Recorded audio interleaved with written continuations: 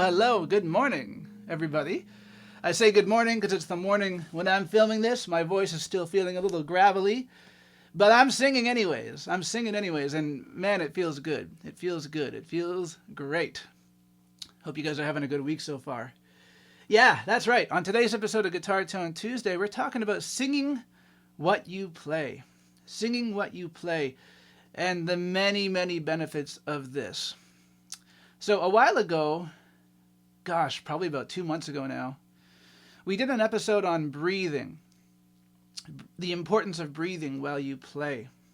And I mentioned really briefly in that episode about singing what you play and how kind of that's like the next step, right? So hopefully some of you guys have been doing this where you're practicing at home and you're actively taking breaths in between your phrases, right? To allow for more space, right?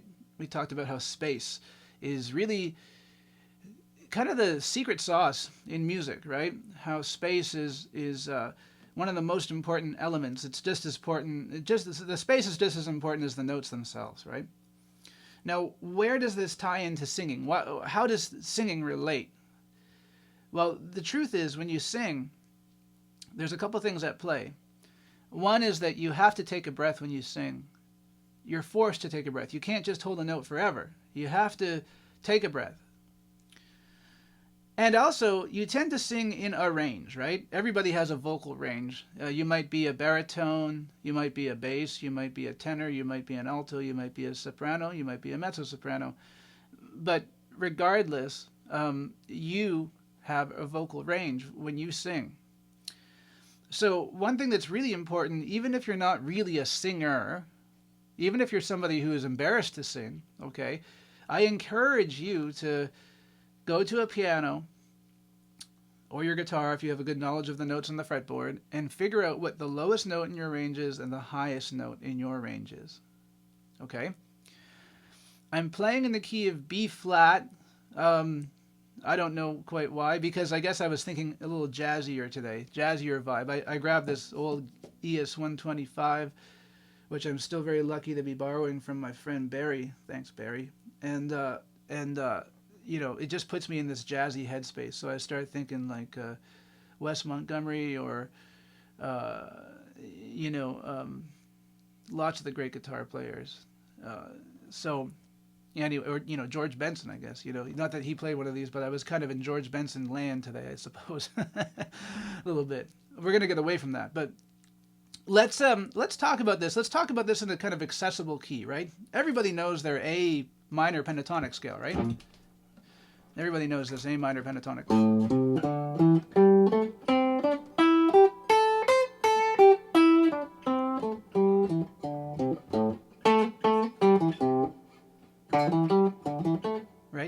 knows that scale. Right? Everybody knows that scale. Or, you know, be it the pentatonic or the blues scale. But let's say pentatonic. Okay? So the notes are 5th fret low E, that's A. 8th fret low E, that's a C. 5th fret A, which is a D. 7th fret, which is E. And then on the D string we have G and A, which is 5, 7. On the G string we have C and D, that's 5, 7. And then on the B and the high E we go 5, 8, 5, 8. E, G, A, C.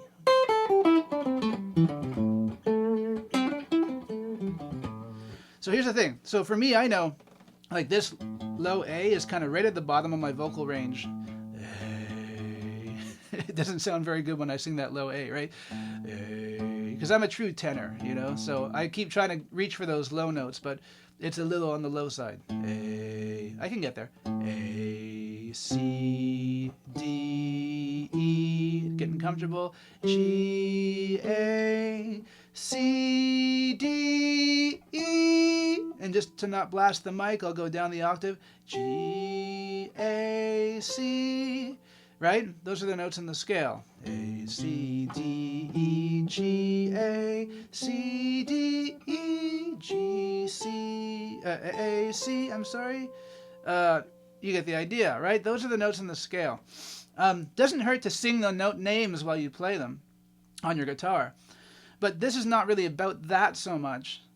This is more about the idea of improvising and trying to vocalize whatever you're playing on your instrument, on your guitar.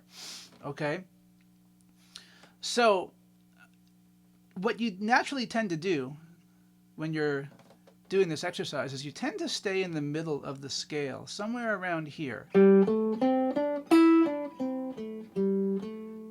So the notes I'm really using there are the 5th fret of the D string, the 7th fret of the D string, and the same frets on the G string. And then let's say we can go up to the 5th fret of the B. So it's just those 5 notes. 5, 7, 5, 7, 5. The root note is right here. This is our A. Okay? So let's make kind of a bluesy kind of R&B style loop. We're going to play A minor 7.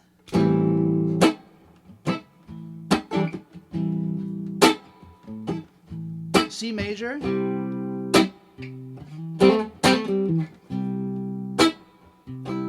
F major 7,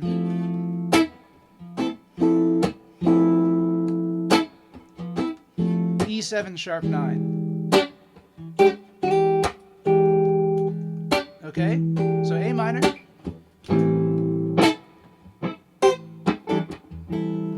here's our C major.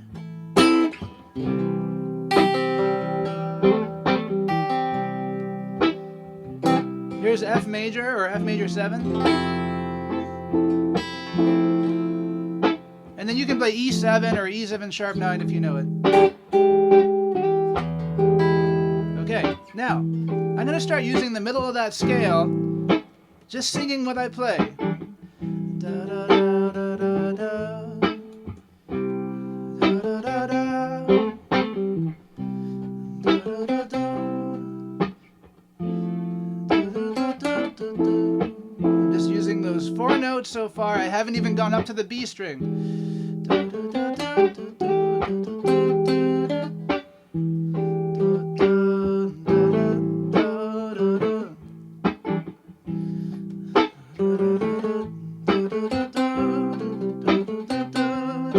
I might go up to the B string now, 5th fret.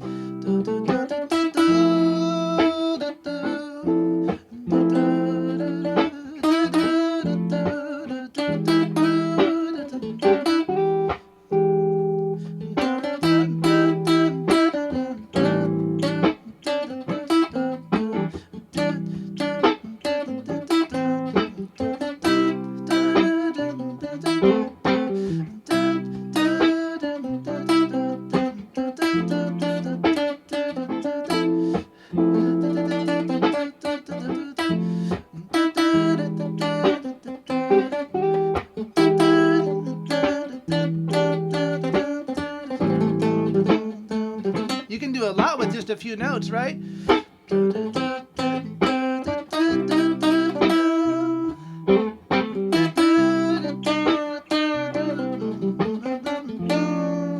I didn't say you couldn't bend them.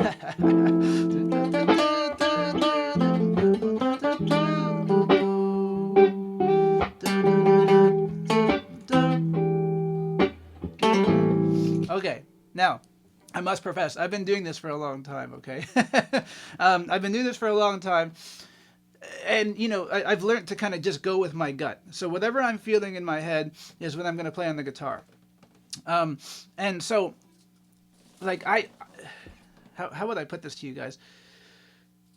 As you can hear, repeating notes and repeating phrases is a really big part of this. It all comes back to what we talked about in that breathing episode, call and response, right? That old tradition that comes from the blues of playing something, repeating it, or morphing it slightly, but repeating the same rhythmic idea, right? This is a huge part of this style of playing. And when you're singing what you play, you will start doing this. If you're somebody who's caught in the idea of like, okay, I know my pentatonic scale, and I'm sure lots of you who watch this channel are like this. You know your pentatonic scale, you go up and down the scale, but you don't know where to go with it. Well, my friends, singing what you play will get you out of that rut. It will. If you focus on it enough, it's not going to be pretty right away. Trust me, it's going to sound like crap right at the beginning, probably. And you're going to be shooting in the dark, barely hanging on to the ledge, feeling like you're going to fall off, right? But you know what? Sometimes there's a beauty in that. There's a beauty in that as musicians, right? When we feel like we're going to fall off the edge.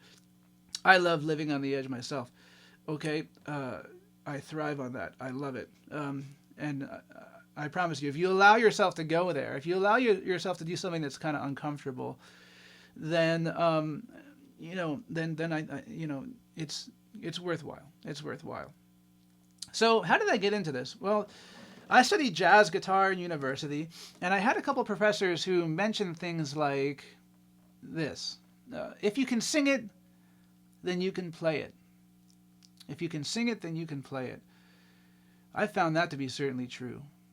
If you have a line that you're trying to learn in a song, let's say it's part of a guitar solo or something, and you can't quite get there, slow it down, try speaking the line, try singing it, vocalizing it, and then try playing it on your guitar again. If that doesn't work, try singing it again, then try playing it on your guitar again, or break it down into little pieces and then try playing it on your guitar again. There's something that happens between the brain, your voice, and your hands. If you can sing it on your guitar, it makes it so much easier than to go and play it. The other thing that was mentioned to me, and this is an interesting thing, is that when we were studying jazz in school, I had one professor who said, he mentioned some famous musicians who loved to play songs in the keys that they could sing in.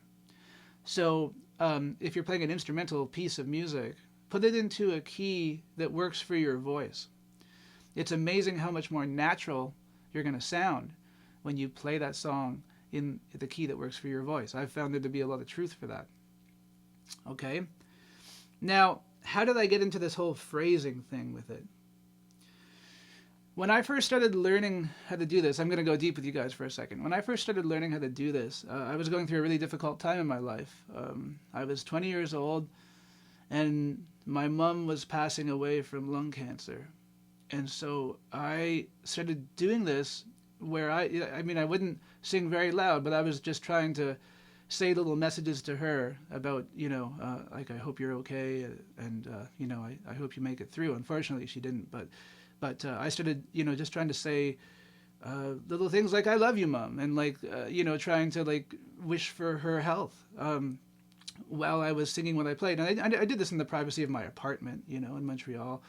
I wasn't doing it in front of all my friends or whatever, but I found that by doing that and just saying these little simple messages in notes while I played what it did is it forced me to slow down, like to not do the guitar player thing of like playing a gazillion notes every minute, and it forced me to slow down and to play things that were meaningful. Okay, and it really worked. And at the best of times, nowadays, if I'm really feeling inspired, I'll start vocalizing what I play. I'll start singing what I play. It starts in my head, and then it comes out of my mouth without me even realizing it. And again, I think it comes from the jazz school thing, you know. I don't apply words to it anymore. I just kind of just do do's or da's or oohs or ahs, you know, like I was just doing there earlier in this video. But give it a try. Give it a try this week when you guys are practicing at home. Hopefully that whole thing about breathing is something you guys have been trying to do while you play, but this is really taking it to the next level.